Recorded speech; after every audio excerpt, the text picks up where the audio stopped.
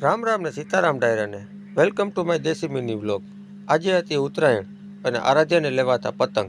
તો કાંઈ વાંધો નહીં, ચાલો આરાધ્યા માટે પણ પતંગ લઈ આવીએ।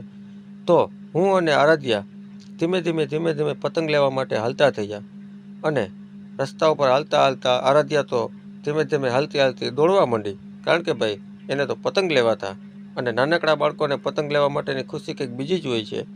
તો એ તો દોડતી મારી ફોર દુકાને પહોંચી ગઈ અને હું એની પાછળ હાલતો દુકાને પહોંચી ગયો। દુકાને જઈ અને દુકાનવાળાને કીધું, ભાઈ પતંગ આપી દો।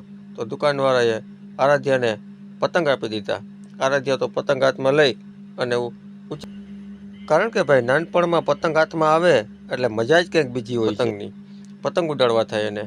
પછી પતંગ લઈ અને હું અને આરાધ્યા ત્યાંથી ઘરે નીકળી ગયા। ઘરે આવતા હતા ત્યાં તો અમારા ભાઈ એક રિક્ષાવાળા વાટ જોઈને ઊભા હતા, કારણ કે ભાઈ આવી